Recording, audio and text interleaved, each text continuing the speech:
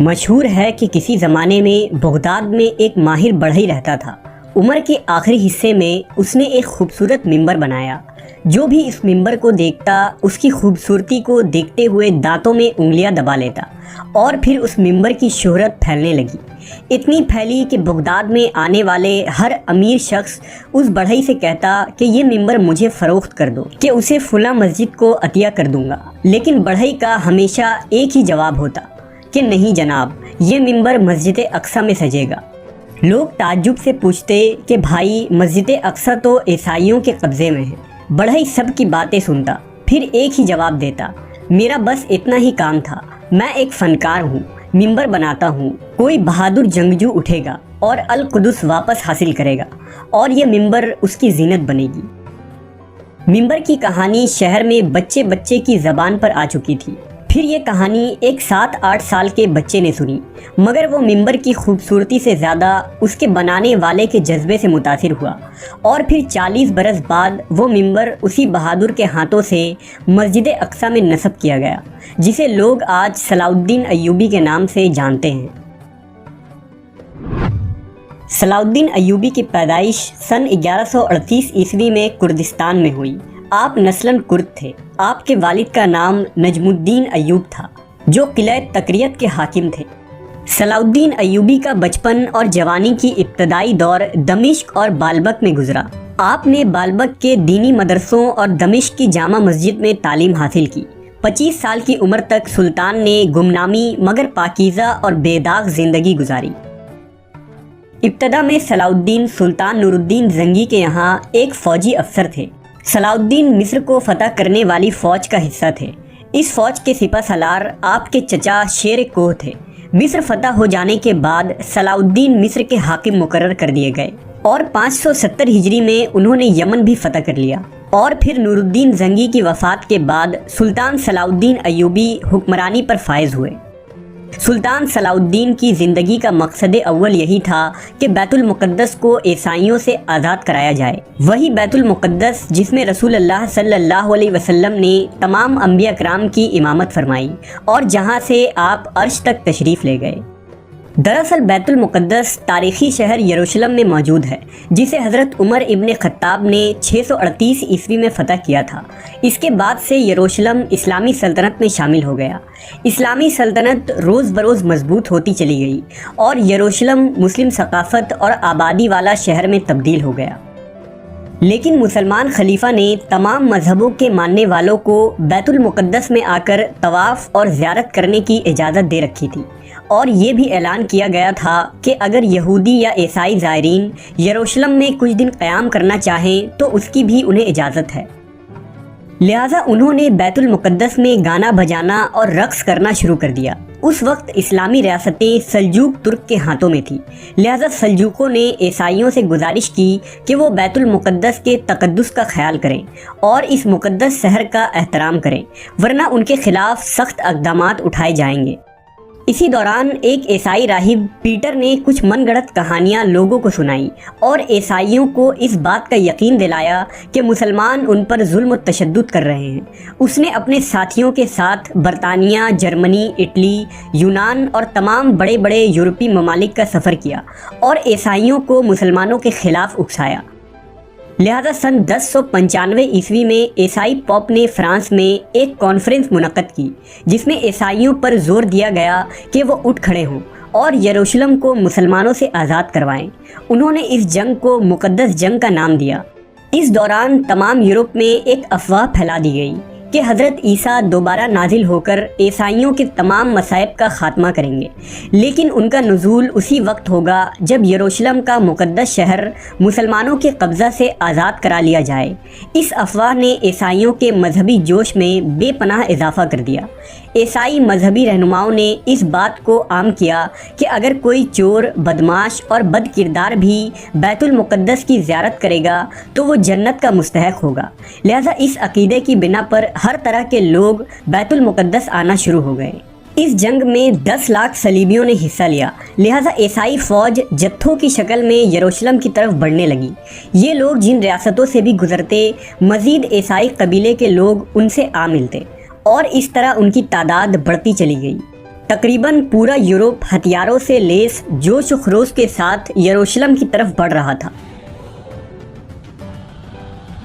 جب یہ لوگ یروشلم پہنچے تو سلجوق فوج سے ان کا سامنا ہوا، لیکن 40 دنوں کے بعد سلجوقوں نے ہتھیار ڈال دیے۔ عیسائی حملہ آور یروشلم میں داخل ہو گئے اور مسلمانوں کے خون سے ہولی کھیلی گئی۔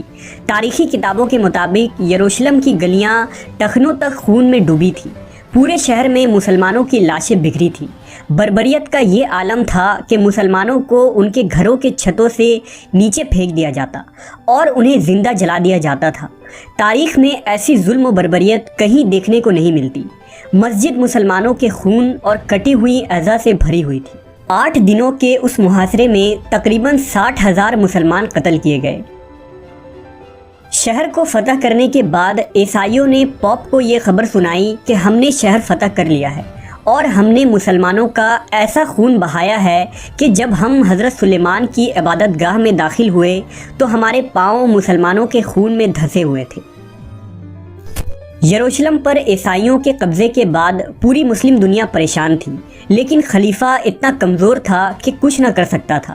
جلد ہی یروشلم پر قبضہ کرنے والے عیسائی فوج کو پورے یورپ کا سہارا مل گیا اور انہوں نے فلسطین، شام اور اردن کے علاقوں پر بھی قبضہ کر لیا، جہاں بے دریغ مسلمانوں کا قتل عام ہوا، عورتوں کی عصمت دری کی گئی اور طرابلس میں مسلمانوں کی اس عظیم لائبریری کو جلا دیا گیا جہاں فلسفہ اور سائنس کے موضوعات پر تقریباً 19 لاکھ کتابیں موجود تھیں۔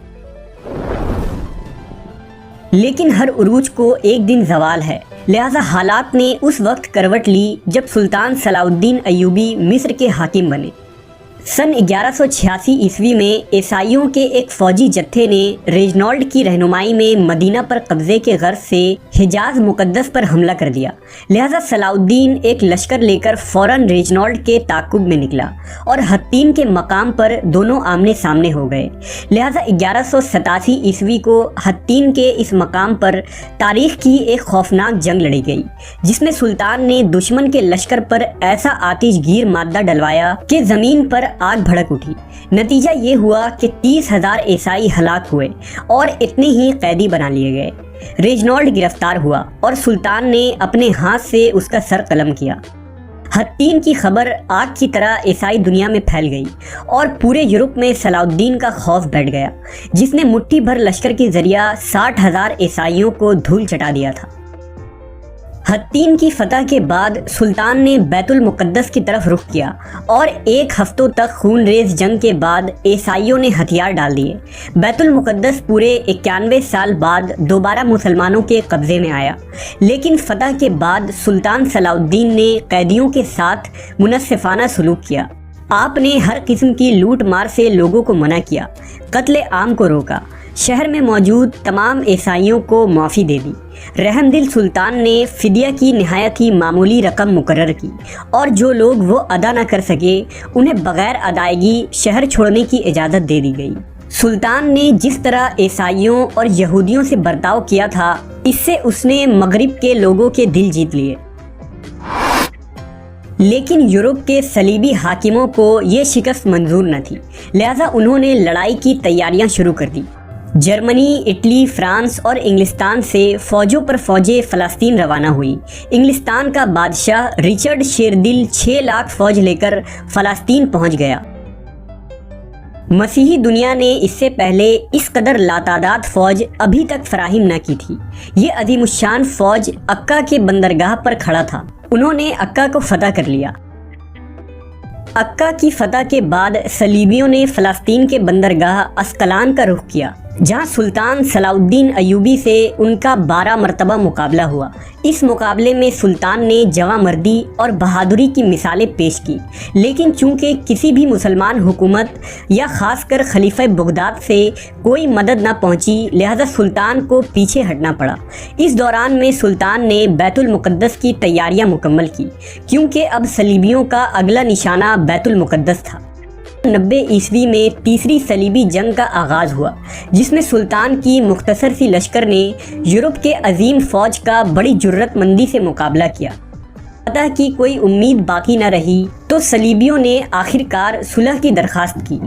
محققین نے لکھا ہے کہ جنگ کے دوران بادشاہ رچرڈ شیردل اور سلطان صلاح الدین کا آمنا سامنا ہوا تو سلطان کے ایک ہی وار سے رچرڈ کا گھوڑا گر پڑا اور وہ مر گیا۔ رچرڈ بے بسی کی حالت میں کھڑا تھا۔ سلطان چاہتا تو ایک ہی وار میں اس کا کام تمام کر سکتا تھا، لیکن یہ سلطان کی اعلیٰ ظرفی تھی کہ ایک بے بس شخص پر ہاتھ اٹھانا اسے گوارا نہ کیا۔ اس نے اپنے سپاہی کو حکم دیا کہ بادشاہ کے خاطر ایک گھوڑا لایا جائے تاکہ وہ گھوڑے پر بیٹھ کر مقابلہ کرے۔ سلطان کی اس فیاضی اور رحم دلی سے رچرڈ اتنا متاثر ہوا کہ اس نے لڑنے سے ہی انکار کر دیا۔ لہذا رچرڈ اور صلاح الدین کے درمیان معاہدہ طے پایا، جس کے مطابق بیت المقدس مسلمانوں کے قبضے میں رہا۔ ارسوف اور عکا کا شہر صلیبیوں کو دے دیا گیا اور تمام مذاہب کے زائرین کو یروشلم آنے کی اجازت ملی۔ سلطان نے نہ صرف یہ کہ ان زائرین کو ہر قسم کی آزادی دی، بلکہ اپنی جانب سے لاکھوں زائرین کی دعوت، آسائش اور راحت کے انتظامات کیے۔ سلطان کا غیر مسلموں سے سلوک عین اسلامی تعلیمات کے مطابق تھا، اور یہ اس بات کا ثبوت ہے کہ اسلامی حکومت میں غیر مسلموں کے حقوق بھی اسی طرح محفوظ ہوئے ہیں جس طرح مسلمانوں کے۔ عام تر فتوحات اور سلطنت کے باوجود صلاح الدین نے انتہائی سادگی اور فقر کی زندگی گزاری۔ 5 امیر ترین سلطنت یعنی شام، ایران، مصر، حجاز اور یمن کا مالک ہونے کے باوجود ان کا اپنا کوئی گھر نہیں تھا۔ پوری زندگی عام سپاہیوں سا لباس پہنا۔ زہد کا یہ عالم تھا کہ ان کے پاس کوئی زمین یا جائیداد تک نہ تھی۔ پوری زندگی حج کی تمنا میں کاٹ دی، مگر مالی تنگی اور غربت نے آپ کو اتنا موقع تک نہ دیا کہ بیت اللہ تک کا سفر کر پائیں۔ سن 1193 عیسوی میں 55 سال کی عمر میں آپ کی وفات ہوئی۔ وفات کے بعد آپ کے گھر سے صرف 47 درہم برآمد ہوئے، جس رقم سے ان کی تدفین تک نہیں ہو سکتی تھی۔ چنانچہ آپ کے کفن دفن کے اخراجات دمشق کے قاضی نے اپنی جیب سے ادا کیے۔ آج وہی سرزمین شام اور سرزمین قدس جہاں پر مسلمانوں پر مظالم کے پہاڑ توڑے جا رہے ہیں، یہ سرزمین آج پھر سے ادھر ادھر نظر دوڑا کر کسی صلاح الدین ایوبی کا انتظار کر رہی ہے۔ تمام امیدوں کے باوجود بھی کسی سلطان کی آمد دکھائی نہیں دیتی۔ القدس جو آج بدقسمتی سے پنجے یہود میں جکڑا ہوا ہے، آج سلطان کا مفتوح بیت المقدس یہودی تسلط میں کسی صلاح الدین کا منتظر ہے۔ لیل و نہار کی کتنی گردشوں نے قبلہ اول کی آہو قرار سنی ہوگی۔ ظلم و ستم کی یہ سیاہ رات اب بہت طویل ہو چکی ہے۔ صبح امید کی تلاش اب دم توڑنے کو ہے۔ گردش وقت اسی بڑھئی اور بچے کی تلاش میں ہے جو کسی ممبر کو بیت المقدس میں نصب کرنے کا ارادہ رکھتا ہو۔